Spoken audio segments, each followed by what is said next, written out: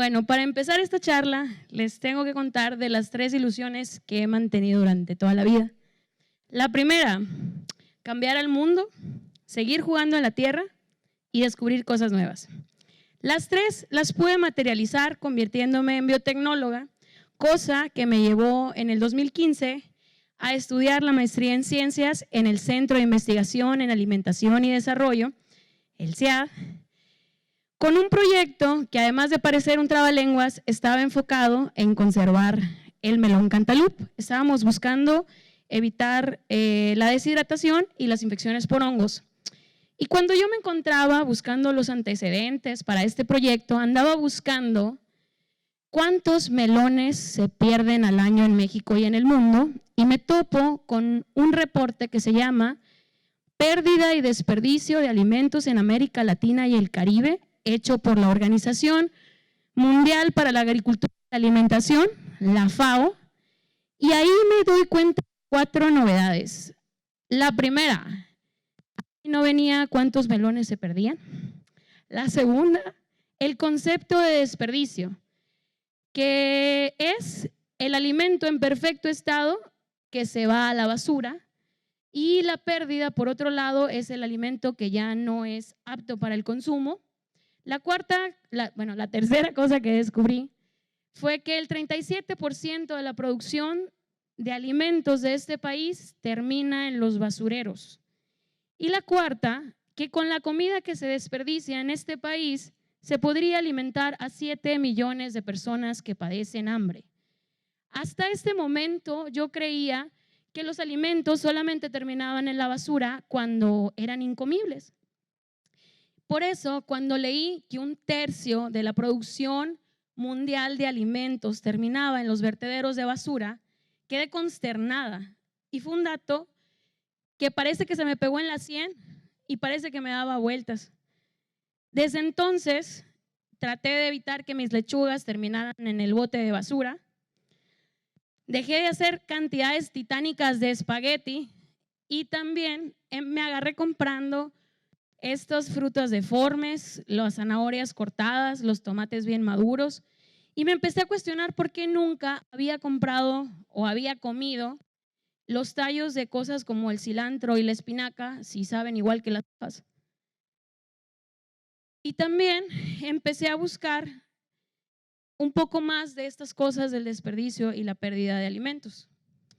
Al tiempo, pues sí encontré el dato de la pérdida y desperdicio de los melones, pude obtener mi título de maestría y ya con más tiempo libre, viendo qué iba a ser de mi futuro profesional, me vuelvo a encontrar con este reporte y con la cifra que se me había quedado entre ceja y ceja. Con 1/4 de lo que desperdiciamos en el mundo, pudiéramos alimentar a todas las personas que padecen hambre. También leí de las posibles soluciones alrededor del mundo, como Banco de Alimentos, que es una institución en más de 40 países que alimenta a más de 40 millones de personas. Ugly Fruits, una campaña enfocada en el aprovechamiento de las frutas y las verduras que no cumplen con los lineamientos de los comercios. Y el Disco Sopa. Se los juro que lo leí en voz alta unas 3 o 4 veces para saber que lo que estaba leyendo era correcto. Disco Sopa, un movimiento mundial de concientización contra el desperdicio de alimentos. Es un evento donde voluntarios transforman la merma alimentaria en alimentos deliciosos rodeados de música. ¡Wow! Ahí supe que necesitaba estar en un Disco Sopa y supe que el amor a primera leída existía, porque desde entonces yo me puse a buscar en YouTube, me puse a buscar en Instagram, me puse a buscar en las redes sociales que había en el 2016.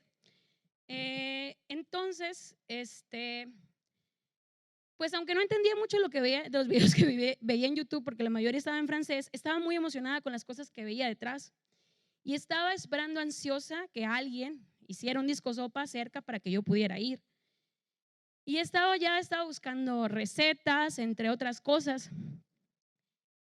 Y parecía que nadie tomaba en serio este tema porque decía yo, pues si ya llegó el plugin, parece que nadie dimensiona el problema del desperdicio, aunque sabemos que tenemos que terminar con el hambre. Es más, la revolución verde se dio con la premisa de que para acabar con el hambre había que producir más alimentos, y fue entonces que se apostó por incrementar la productividad a toda costa. Fue hasta el 2011 que se genera el primer reporte de la FAO acerca de pérdidas y desperdicio de alimentos. Hasta hace 10 años, como humanidad dijimos, ¿y si apostamos por reducir el desperdicio? Bueno, pues pasaron 2 años y yo seguía viendo estos datos de la pérdida del desperdicio de alimentos, entre ellos que 1.300 millones de toneladas se van a la basura al año. 1.300, o sea, imagínense, ni siquiera me puedo imaginar esa cantidad de toneladas de alimento en un basurero. Mientras que 821 millones de personas padecen hambre. Sentía que había datos que me golpeaban en la cabeza. El 30% de la tierra agrícola se utiliza para cultivar alimentos que nunca se van a consumir. Con el agua que se utiliza para producir estos alimentos, se podría abastecer a México 4 años. Si quisiéramos transportar las tortillas que se desperdician en este país, tuviéramos una fila de trailers que va de Chihuahua a Ciudad de México. Es impresionante cómo no tenemos ese problema dimensionado. Yo estaba muy preocupada y por eso compartí en redes sociales todos los datos que me encontraba. Porque hay que recordar, como les dije al principio, que yo siempre he querido cambiar el mundo. En una de esas, alguien me invita a una prepa a dar una charla sobre la... Oye, ¿no se oye? Entonces me invitan a una charla sobre el aprovechamiento de los residuos orgánicos y platico de las alternativas que conocía.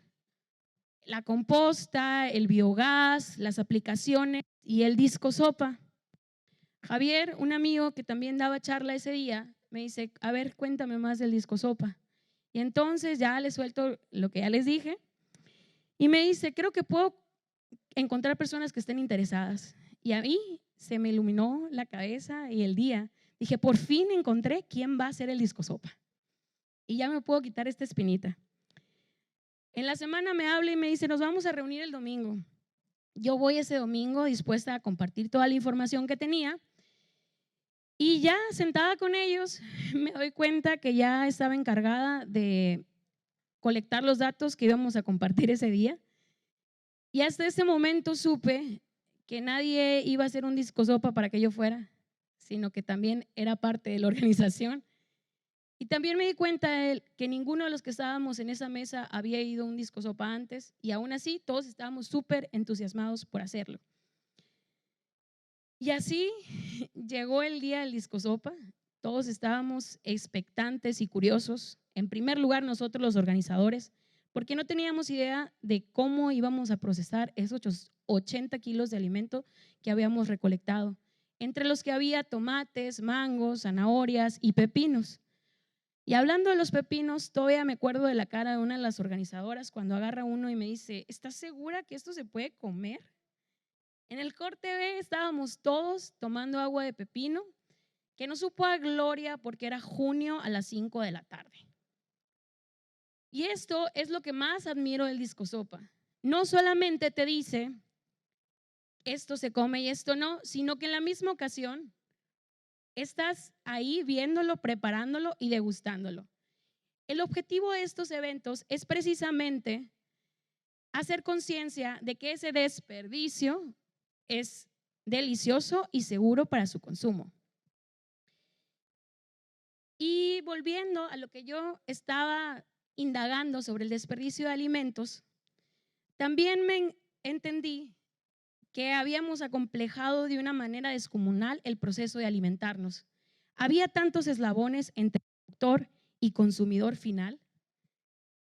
También entendí que yo como biotecnóloga podía incidir en 1, 2 o 3 causas del desperdicio de alimentos, ya que el resto se derivan de factores económicos, políticos y sociales.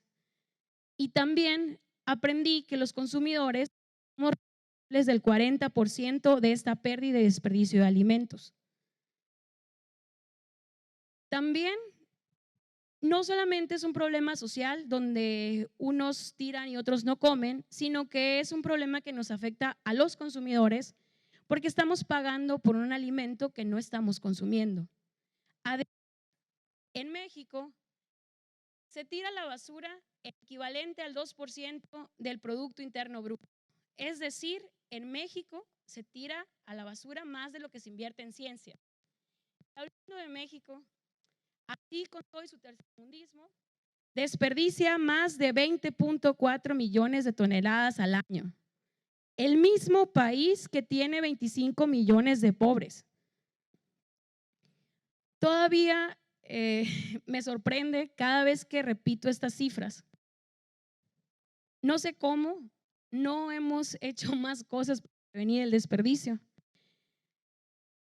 También este alimento que no se consume es el alimento del cambio climático, ya que entre el 8 y el 10% de las emisiones globales de efecto invernadero, ay, no le entiendo esto, se provienen de alimentos que nunca se van a consumir. Una lucha contra el cambio climático no se puede entender sin la reducción del desperdicio de alimentos. Tenemos que hacer algo y lo tenemos que hacer ya. Pero, ¿por qué se desperdicia?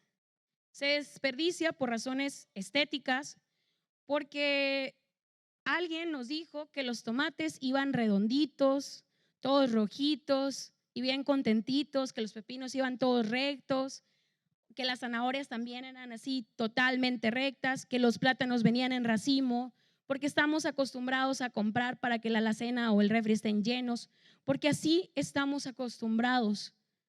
Tenemos que empezar a cuestionarnos y tenemos que empezarlo a hacer todos, porque todos somos consumidores de alimentos. Tenemos que empezar a reflexionar y hacer listas viables de súper. Si no me lo voy a comer, entonces buscar esta alternativa para este alimento. Y si no, ya de plano no encontré una receta y ya se le están pasando los días, pues puedo compartirlo, porque compartir es otra forma de cuidar. Estamos en medio de una crisis climática. No podemos quedarnos en compartir datos en redes sociales. No sean como yo. No esperen 2 años a que alguien le apueste por una idea por la que creen. No tenemos ese tiempo. Y entonces, para finalizar, les quiero compartir la frase que me llevó de compartir datos en redes sociales a organizar eventos. Si no yo, ¿quién? Si no hoy, ¿cuándo?